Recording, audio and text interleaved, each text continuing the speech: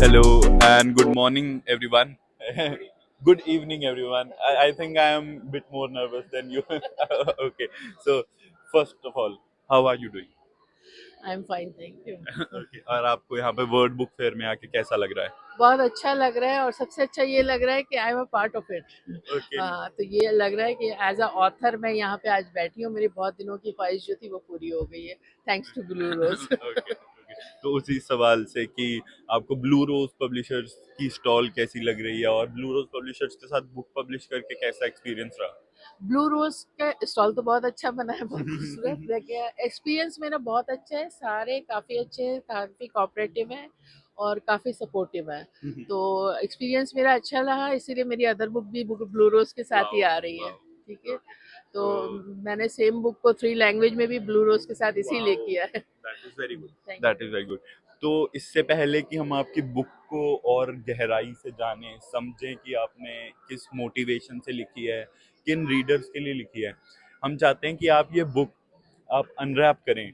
ये पहले ही सब देख सकते हैं कि ये बुक यहाँ पर ही पड़ी है, पर फिर भी ये अनरैप करना अपने आप में एक बहुत अच्छी फीलिंग होती है, एक बहुत बढ़िया इमोशन होता है। तो क्या आप कर सकते हैं अनरैप? यस।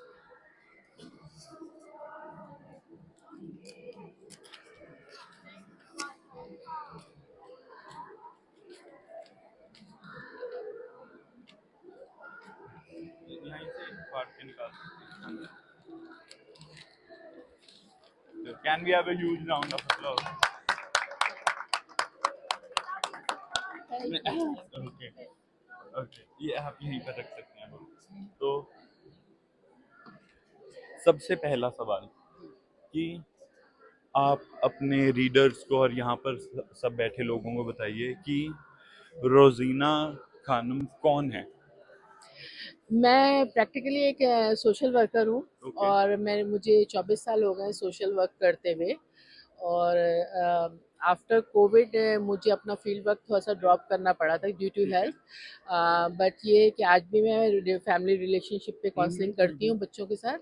और मुझे पसंद है लोगों के साथ इंटरेक्ट होना, उनके साथ उनकी प्रॉब्लम्स को सुनना और उनकी प्रॉब्लम का सलूशन ढूंढना।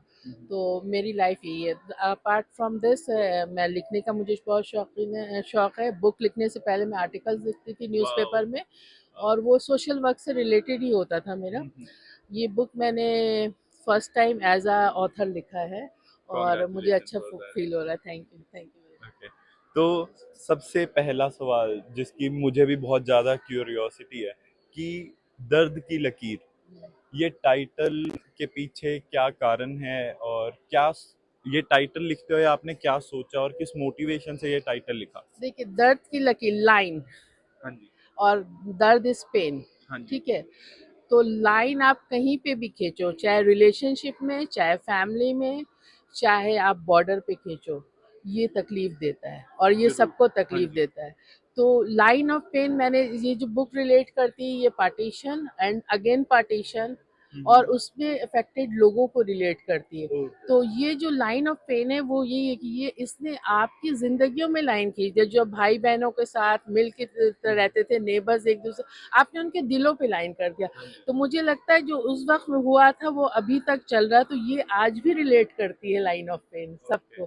क्योंकि आप हमारे रिलेशनशिप पे, हमारी दोस्ती पे, हमारे लोगों पे के दिलों में लकीर हाँ खींच जी। रहे हो। हाँ जी। ठीक है ना? तो इसलिए मुझे ये बेस्ट लगा कि इस बुक का कोई और नाम हो ही नहीं सकता है। बहुत ठीक बहुत है। बढ़िया, बहुत उम्दा नाम है। मतलब जब हम बुक शेल्फ पर लगा रहे थे तो ये इकलौती ऐसी बुक थी जिसके बारे में सब बात कर रहे थे just because of the title. So मैं ये जानना चाहूँगा कि ये बुक लिखने के पीछे आपकी इंस्पिरेशन क्या थी, क्या मोटिवेशन है? क्योंकि बुक लिखना एक बहुत लेंथी प्रोसेस होता है, बहुत मुश्किल प्रोसेस होता है कि आपने सारी चीज़ों को स्ट्रक्चर करना है, आपके दिमाग में जो भी थॉट्स है आपने उसमें से किसी को मिस आउट नहीं करना। तो क्या आपकी मोटिवेशन थी, क्या आपकी इंस्पिरेशन थी कि आपने बुक इतने अच्छे से लिखी, इतने अच्छे से कंप्लीट करी? देखिए, सबसे पहली बात तो ये ट्रू स्टोरी पे बेस्ड है और मेरी पर्सनल लाइफ है, ये मेरे पेरेंट्स की लाइफ है।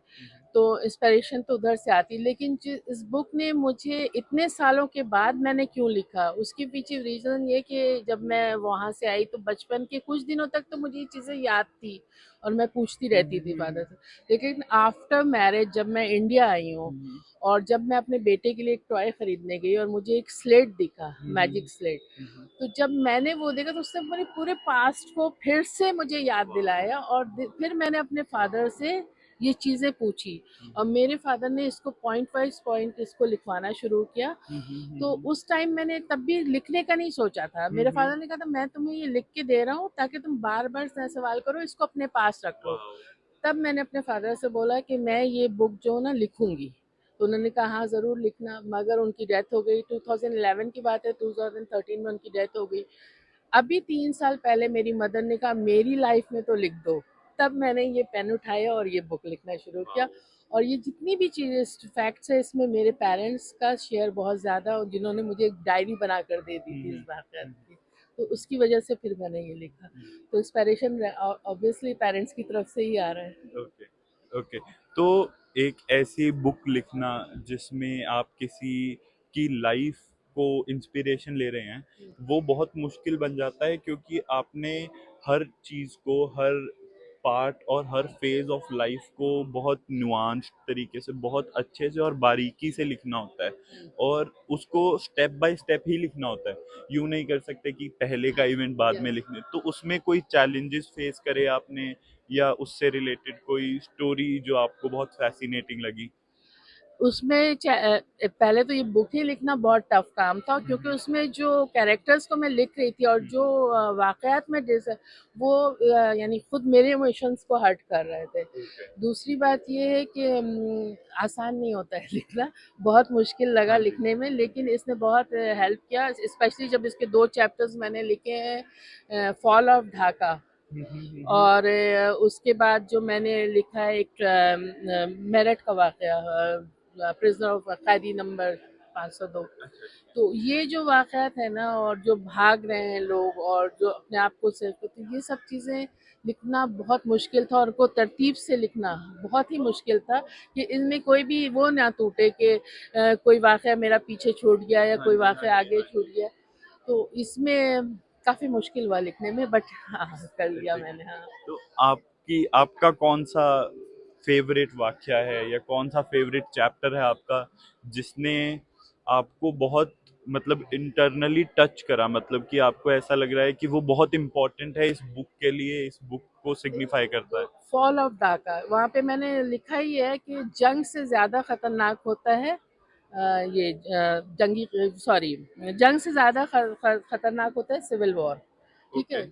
क्योंकि जंग में आप ऊपर से चीज़ें गिरा देते हो, लोग मर जाते हैं, बिखर जाते हैं, लेकिन सिविल वॉर में आपको डबल शॉक होता है। एक ये शॉक होता है कि जो मारने वाला है वो आपका या तो नेबर था या आपका जानने वाला था, तो वो आपको डबल ट्रॉमा से आप गुजर रहे होते हैं। एक आपके मोहल्ले वाले या आपके आसपास, तो आपको वो ट्रॉमा बहुत खराब होता है। ठीक है, तो ये फॉल ऑफ ढाका बहुत, और इसका जो एक फेवरेट तो नहीं कहूँगी, लेकिन बहुत तकलीफदेह जो जगह था वो था जब मेरे फादर को वो लोग ले गए थे पकड़ के, और मेरे फादर को उस वक्त अपनी जान बचानी थी और अपने साथ साथ उन्होंने 2 लोगों की तो जान बचाई, लेकिन वो गिल्टी फील कर रहे थे कि पीछे इतने सारे लोगों को मैं बचा नहीं पाया जो अपनी मौत के लिए वेट कर रहे हैं। तो वो बहुत, यानी वो सीन बहुत ज़्यादा ही तकलीफदेह है वो वाला। दूसरा उसके अलावा फिर जब ट्रेन पे चढ़ने जा रहे हैं और लोगों को खींच के मार रहे हैं, उस वक्त अपने आप को और फैमिली को प्रोटेक्ट करना वो भी बहुत टफ वो था।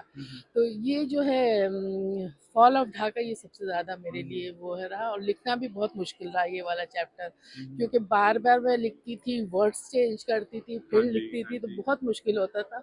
और मैंने बुक लिखते वक्त ये भी ध्यान में रखना था किसी की फीलिंग नहीं हर्ट हो, रीडर्स की फीलिंग नहीं हर्ट हो, कोई ये ना समझे कि मैंने किसी को ऐसे किया। मेरा मेन पॉइंट यही था कि जो आदमी जो कुछ भी कर रहा था, मैंने बुक में भी लिखा, वो अपने सरकमस्टांसेस के हिसाब से कर रहा होता है, उस वक्त उसको सोचने का ये नहीं रहता है। तो ये बहरहाल ये मैंने लिख लिया, और ये वाला चैप्टर मेरे लिए बहुत सबसे टफ था, सबसे टफ था ये चैप्टर। जैसे आपने अभी बोला कि आप किसी रीडर की फीलिंग को हर्ट नहीं हर्ट नहीं करना करना चाहता, चाहता। तो आप रीडर्स से क्या एक्सपेक्ट कर रहे हैं कि जब वो बुक को, जब वो ये बुक को पढ़ें, तो वो क्या सीखें या क्या जानें या फिर क्या इंटरप्रिटेट करें वो इस बुक के माध्यम से? देखिए, मैं मेरे जो टारगेट्स रीडर है ना, मैं यहाँ पे ये बता दूँ, मेरे टारगेट्स रीडर वो रीडर्स है जो यंग जनरेशन है, ओके। जो न्यू जनरेशन आ रही, जो पास्ट में या हमारे एज के, वो इसको पढ़ के अपने दर्द को फील कर रहे हैं, वो फील कर रहे हैं कि हाँ ये, लेकिन जो न्यू जनरेशन है उन्होंने आगे अपनी जनरेशन को क्या देना है। आपने भी आगे जाके अपनी जनरेशन को कुछ देना है, तो आप क्या देना चाहोगे? पीस देना चाहोगे, एजुकेशन देना चाहोगे? तो मैं रीडर से ये एक्सेप्ट करती हूँ कि वो इससे इंस्पिरेशन ले। आज का इसमें, इस बुक में 3 दफा मेरे फादर ने घर बनाया और 3 दफा उजड़ा है घर। ठीक है, स्ट्रगल है। आजकल एग्जाम में फेल हो गए, खुदकुशी, लव में फेल हो गए, खुदकुशी। तो वो चीज नहीं, आप इंस्पिरेशन लो कि हिम्मत नहीं हारना चाहिए, स्ट्रगल करते रहना चाहिए। ज़िंदगी आपको पीछे धक्का देती है, लेकिन फिर वो आपको आगे पुश भी कर देती है। तो मेरा मेरा यंग जनरेशन से ये कहना है कि वो एक दफ़ा इस बुक को ज़रूर पढ़ें। तो इसमें उनके लिए इंस्पिरेशन है, और हर बच्चा जो भी पढ़ेगा उसकी फैमिली का कोई ना कोई अफेक्टेड है पास्ट में। हर घर में कोई ना कोई अफेक्टेड है, तो ये बुक उसको रिलेट करती है। Like as we say life is made of highs and lows, और आप अपने बुक से यही इंस्पायर करना चाह रहे हैं कमिंग जनरेशन को कि उतार और चढ़ाव जिंदगी के हिस्से हैं और उसी का नाम जिंदगी है। तो आपने इस बुक के जरिए आप अ, ये बताना चाहते हैं कि जो जब कोई भी आदमी अपनी जिंदगी के लो फेजेस पे होता है और वो एक्सपेक्ट कर रहा होता है कि वो अपने हाई फेजेस में जाएगा पर नहीं जा रहा होता, और आप उसको अवेयर करना चाहते हैं, आप उनको इन्फॉर्म करना चाहते हैं कि वो स्ट्रांग रहें कि आगे जाकर ऐसा होगा। तो आपके हिसाब से ऐसे कौन से पार्ट्स हैं इस बुक के या फिर कौन से फेजेस हैं इस बुक के जो कि सिर्फ इसी चीज को पिन पॉइंट करके उनको हेल्प कर सकते हैं कि वो स्ट्रांग रहें जब उनके लोज हों? इस पूरी स्टोरी में जब मेरे फादर या मेरे पेरेंट्स स्ट्रगल कर रहे थे या भाग रहे थे या जो भी कर रहे थे, उसमें जो उनका जो बिलीव था ना, वो गॉड पे था। ठीक है, आप जैसे आप प्रार्थना भी करते हो या कुछ भी, अगर आपका ट्रस्ट आपके गॉड पे नहीं है, तो आप कभी भी जिंदगी में कामयाब नहीं हो सकते।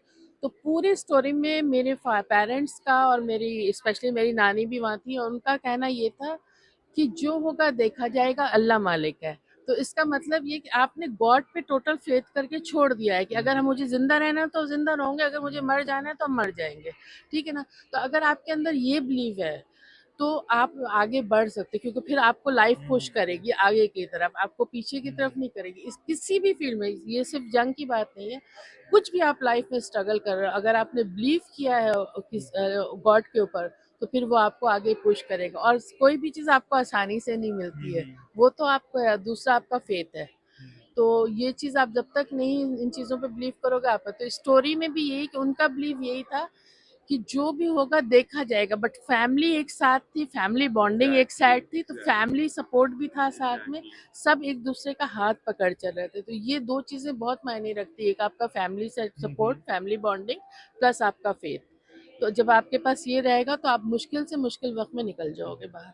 तो आपको क्या लगता है कि फैमिली बॉन्डिंग और फेथ कितने इम्पोर्टेंट एस्पेक्ट्स ऑफ लाइफ हैं किसी भी इंसान के लिए, कि क्या वो आपको लो से हाई पर लेके जा सकते हैं या हाई से लो पर लेके आ सकते हैं? आपके हिसाब से वो कितना सिग्निफिकेंट पार्ट ऑफ लाइफ है? मेरे हिसाब से बहुत इम्पोर्टेंट है, बहुत इम्पोर्टेंट है।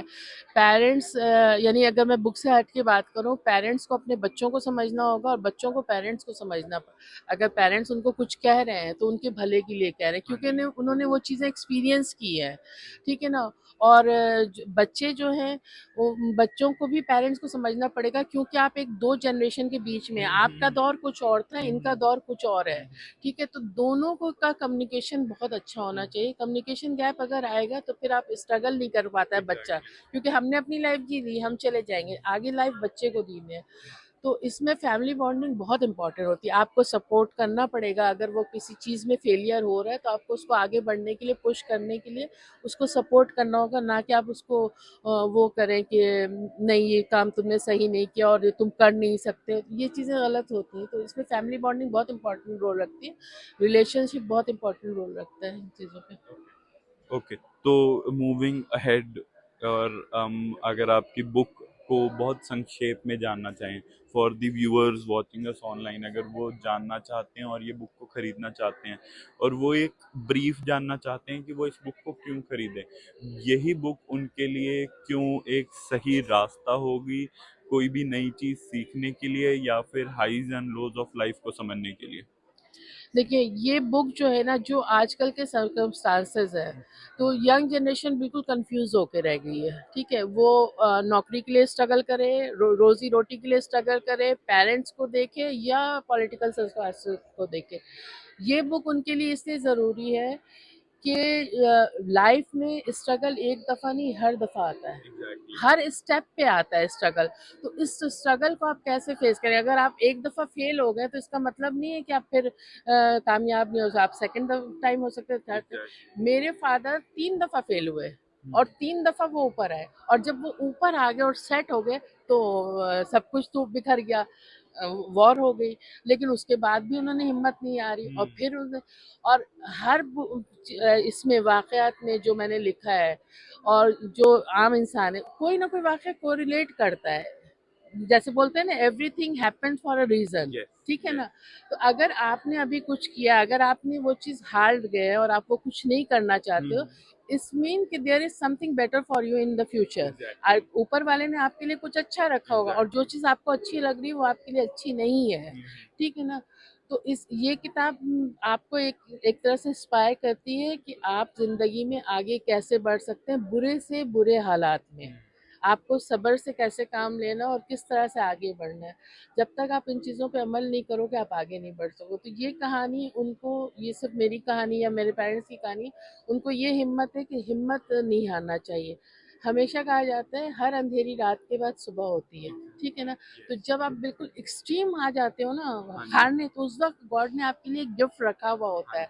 लेकिन वो ही पॉइंट होता है जब लड़के हिम्मत हार जाते हैं। तो वो पॉइंट पे आपको हिम्मत नहीं हारना चाहिए, क्योंकि नेक्स्ट आपके लिए जो आ रहा है वो आपके लिए गिफ्ट आ रहा है। तो मैं इसीलिए मैं चाहती हूँ कि यंग जनरेशन इस बुक को ज़रूर पढ़े और खुले दिल से पढ़े। अब बुक के एंड में मैंने लिखा भी है कि मुझे नहीं पता कि आने वाली जनरेशन इसको किस पेन से लिखेगी। ठीक है ना? नफरत के या मोहब्बत के या क्या आप इसको बता सकते हैं कि इसका क्या मतलब है कि किस पेन से लिखा? ये जो बुक है ना, इस पूरे बुक में स्ट्रगल है, और इस पूरे बुक में वॉर में जो आपके दुश्मन है वही आपको बचा रहे हैं। जिनको आप दुश्मन समझ रहे हैं वो आपको बचा रहे हैं। ठीक है ना? जैसे फर्ज कीजिए, सपोज मैंने कहा कि तुमसे मेरी दुश्मनी है, लेकिन तुम्हारा भाई मेरी हेल्प कर रहा है। हाँ जी। ठीक है, तो इस स्टोरी में बिल्कुल वैसे ही है। जो आपके दुश्मन है वो आपको बचा रहे थे। इस मीन कि जो अच्छे अच्छे लोग भी हैं, बुरे लोग भी हैं। ठीक है? तो आपको इस तरह यानी ये नहीं करना चाहिए कि भैया ये है तो ये पूरी कम्युनिटी खराब है, या ये पूरा सर्कल खराब है, या ये पूरा मोहल्ला खराब है। ये नहीं, अच्छे और बुरे इंसान हर जगह मौजूद हैं।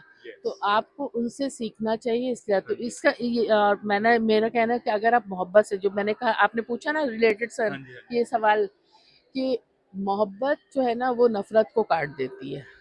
तो मैंने यही लिखा है कि आप ये पेन कौन सा पेन इस्तेमाल करेंगे, मोहब्बत का कि नफरत का?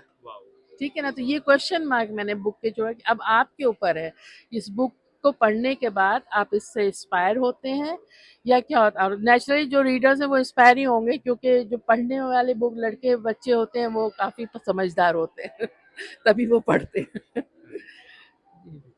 तो any last words for the readers कि क्या इंटरप्रिटेशन इस बुक के थ्रू हम दे सकते हैं, अब की यूथ के लिए नहीं पर आने वाली जनरेशन्स के लिए भी, कि ये बुक क्या सिग्निफाई करती है हमारी सोसाइटी की तरफ? क्योंकि आपने ये बुक लिखी है अपने पेरेंट्स से इंस्पायर होके, वो हमारी पिछली पीढ़ी थी, हम उनकी अगली पीढ़ी हैं, पर क्या ये बुक आने वाली पीढ़ी को कैसे इंस्पायर कर सकती है? देख सीखने के लिए, अगर यंग जनरेशन सीखना चाहे तो वो इससे ये सीख सकती है कि बहुत से मसले प्यार से भी हल हो सकते हैं। लव लैंग्वेज जो है वो आपकी आने वाली नस्ल, हमारे बड़ों ने जितनी चीज़ें बनाई थी हमने उसे डिस्ट्रॉय किया है, और हम कर रहे हैं डिस्ट्रॉय, ठीक है ना। तो क्या हम अपने आने वाली जनरेशन को इस तरह की दुनिया देंगे या उनको पीस का वर्ल्ड देंगे, या उनके लिए हम बेहतर वो खोलेंगे एजुकेशन के और टेक्नोलॉजी के इस तरह के, या फिर हम उन्हें ऐसे ही थर्ड वर्ल्ड की तरह छोड़ देंगे। तो ये बुक उनके लिए, वो इससे ये सीख सकते हैं कि there is only one thing in life, love. और हेट को आप अपनी ज़िंदगी से हटाइए और मोहब्बत करना सीखिए, इंसानियत की तरफ बढ़िए आप। मेरा यही मैसेज है यंग जनरेशन को।